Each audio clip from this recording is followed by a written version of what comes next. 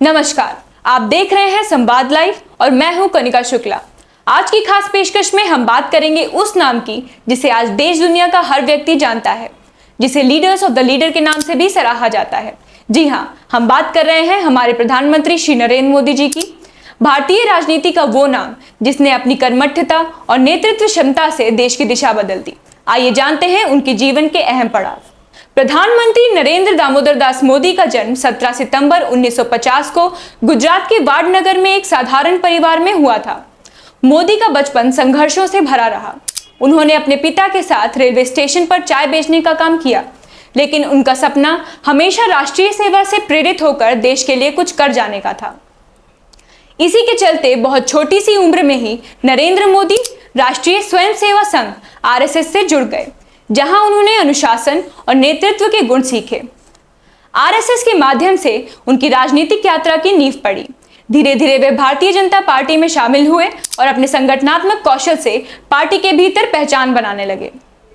लेकिन सामान्य कार्यकर्ता के रूप में कार्य कर रहे मोदी के जीवन में टर्निंग पॉइंट साल 2001 में आया, जब गुजरात में भूकंप के बाद राज्य को स्थिर करने के लिए नरेंद्र मोदी को पार्टी द्वारा मुख्यमंत्री नियुक्त किया गया।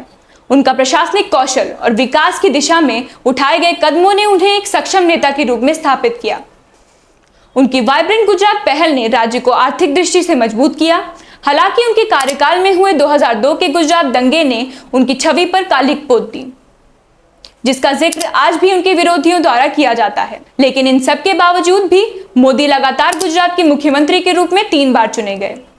लेकिन नरेंद्र मोदी के जीवन का सबसे अहम पड़ाव आया साल 2014, जब भारतीय जनता पार्टी ने मोदी को प्रधानमंत्री पद के उम्मीदवार के रूप में देश भर में ऐतिहासिक चुनाव प्रसार किया। उनके अच्छे दिन और सबका साथ सबका विकास के नारों ने उन्हें जनता का अपार समर्थन दिलाया। बीजेपी ने प्रचंड बहुमत से जीत दर्ज की और मोदी ने भारत के 14वें प्रधानमंत्री के रूप में शपथ ली। प्रधानमंत्री के रूप में मोदी ने कई महत्वाकांक्षी योजनाएं शुरू की, जिसमें स्वच्छ भारत अभियान, make in India, digital India और जन धन योजना मुख्य है। इन योजनाओं का उद्देश्य देश को आर्थिक, सामाजिक और तकनीकी रूप से सशक्त बनाना था। नरेंद्र मोदी की कूटनीतिक सूझबूझ ने भारत को अंतर्राष्ट्रीय स्तर पर भी एक मजबूत स्थिति में लाकर खड़ा किया। उनकी नेबरहुड फर्स्ट और एक्ट ईस्ट नीतियों ने भारत के विदेशी संबंधों को नया आयाम दिया। 2019 में नरेंद्र मोदी ने दूसरी बार प्रचंड बहुमत के साथ सत्ता में वापसी ली। इस बार उनकी सरकार ने अनुच्छेद 370 हटाने, नागरिकता संशोधन अधिनियम और राम मंदिर निर्माण जैसे ऐतिहासिक फैसले लिए, जो देश की राजनीति में मील का पत्थर साबित हुए।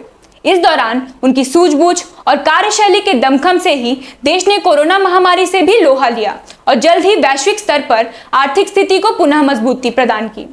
तो आज के लिए बस इतना ही। अगर आपको अपनी राय देनी है तो जरूर दें। अगर आपके पास हमारे लिए कोई सुझाव है तो जरूर कमेंट करें और हमको बताएं। और हाँ, अगर आपने हमारे चैनल को सब्सक्राइब नहीं किया है तो जरूर करें।